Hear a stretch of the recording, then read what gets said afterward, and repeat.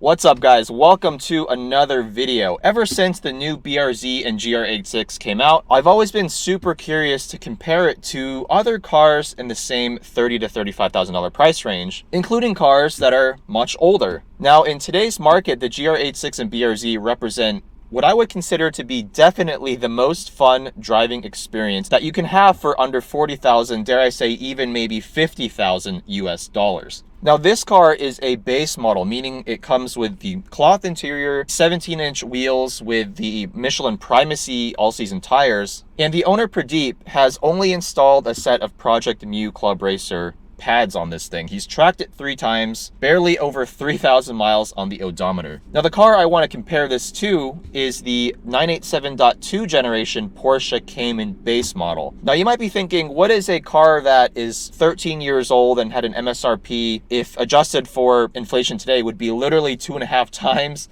what this GR86 costs? Well, consider this. Both cars under 3,000 pounds. This one a little over 2,800.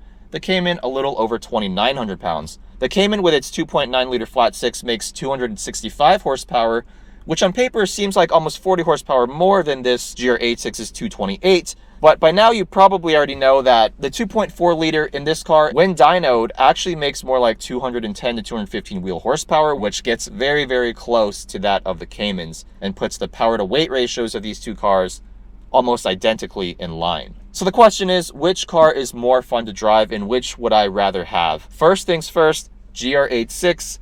Gonna throw this thing into track mode to get a little bit of slip angle, and let's see how this thing does.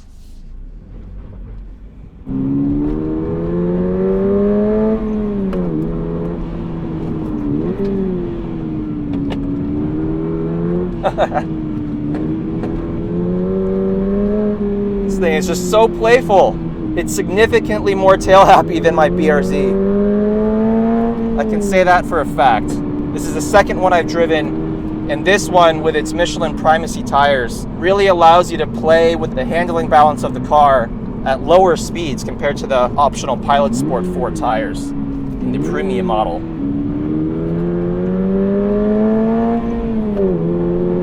Just such a fun little car to throw around on a canyon road, as well as a racetrack. A lot of times when you add power to a chassis, you actually lose some of that fun to drive factor, at least on a public road where you can't just go full throttle everywhere. But with this car, it addresses the main deficiency with the first gen car, which was, of course, that 2-liter Boxer 4 that made possibly less than the advertised 200 brake horsepower. Not an issue with this one, though.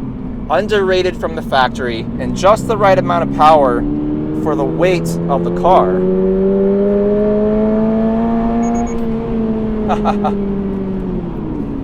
It's quick enough in a straight line, and it gives you options in the corner, especially with this GR86's suspension setup.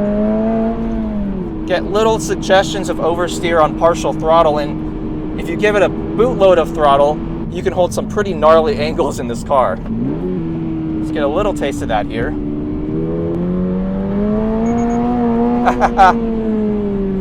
Just that little bit of slip angle on corner exit. That's what puts a smile on my face when I'm driving, at least.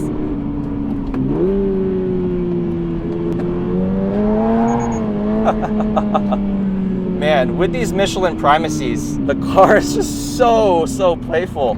I'm telling you guys, 215 wheel horsepower, rear wheel drive, limited slip differential, and some Michelin Primacy tires. That's all you need to have some fun.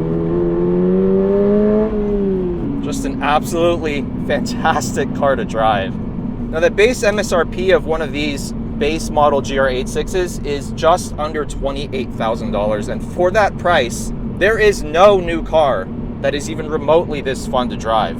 I would say the ND2 Miata is very fun, but the stock suspension in that car needs work. So when you're comparing stock versus stock, apples to apples, I would argue that GR86 is the significantly more fun car to drive. Now, I've done a video on that comparison, ND2 versus BRZ versus a Honda S2000. So if you want to see that video, click on the pop-out banner. even partial throttle coming out of these corners, there's a suggestion of oversteer. You just feel it in the wheel, you feel it through the seat. The car wants to rotate, even more so than my BRZ. It's never been more apparent than on this road. Because I know this road so well, I'm able to compare how cars take the same exact corner. That's the beauty of driving the same road over and over in various cars. Now, I will say, just as a side note, that compared to my BRZ, the GR86, I can definitely feel it has a stiffer rear spring rate. Not only because of the way it handles at the limit, but also at normal speeds on a bumpier road. There's a little bit less compliance in the suspension. It is a little bit stiffer and bouncier at the rear axle. It's a small difference, but because I've spent so much time in my BRZ, I noticed it right away when I hopped in this GR86. So, almost run over a rabbit. For those of you prospective buyers trying to decide between the GR86 and BRZ, that is one thing to take into consideration. Now, that said, let's hop into the 987.2 Cayman and see if arguably Porsche's most fun to drive car from 2010 can stack up against this new GR86. This video is sponsored by AvalonKing, whose Armor Shield 9 is one of the highest rated consumer-grade ceramic coatings on the market. Their Armor Shield 9 DIY kit includes everything you need to give your paint that glossy shine and provides mud-repellent, scratch-resistant, and hydrophobic properties for at least 2 years. The kit is assembled thoughtfully, and the provided instructions make it easy, even for someone who's inexperienced at detailing, to follow along step by step and achieve excellent results. Use the custom link in the video description to receive a discount, and as always, thanks for watching. Now, back to the video.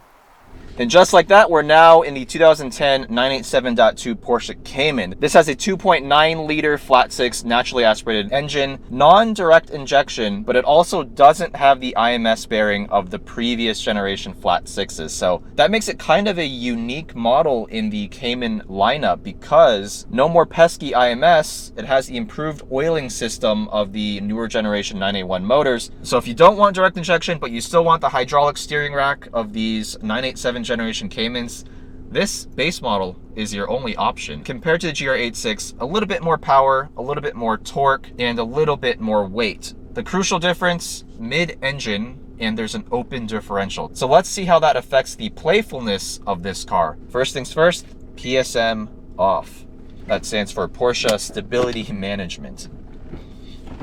I used to own a 2006 model Cayman S. So this feels right at home to me. Right away. This hydraulic steering rack gives so much more feedback about the road surface. This little 2.9 liter feels super smooth. It's so much smoother than the old M96 and M97 motors.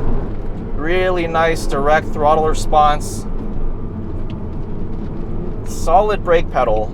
Very, very firm. But I wish it had a little bit more bite. I think that's because it has just OEM pads.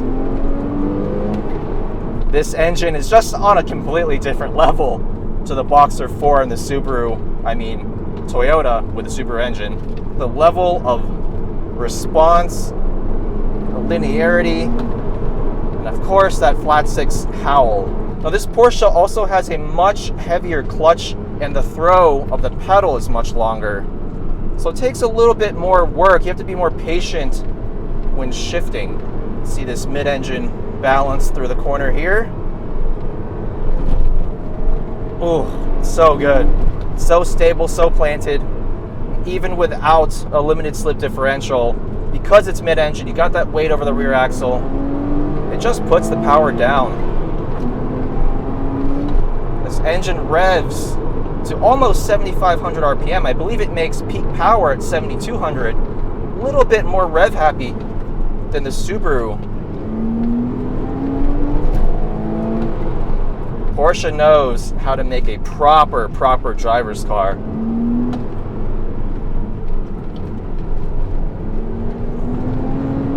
See, there's your difference. Coming out of that second gear hairpin, the Porsche just puts the power down. It feels just way more serious of a driving machine compared to that little GR86 that just wants to hang its rear end out around every corner. Look at this. Just utter balance. It is beautiful. It's definitely less playful. You don't see me giggling as much when driving this car, but the trade-off is just the level of precision, the level of balance, the level of confidence this Cayman gives you. It's on a completely different level to that GR86. It's a very German feeling car in that it's focused, it's serious, it wants to go around a corner with poise and speed, whereas the GR86 doesn't really care too much about that. Yes, it is a quick car, it has high cornering limits, but at the end of the day, its number one goal is to put a smile on the driver's face, and that it does. Now, that's not to say this Cayman isn't an enjoyable driving machine. It absolutely is in every sense of the word, but it's a different kind of enjoyment.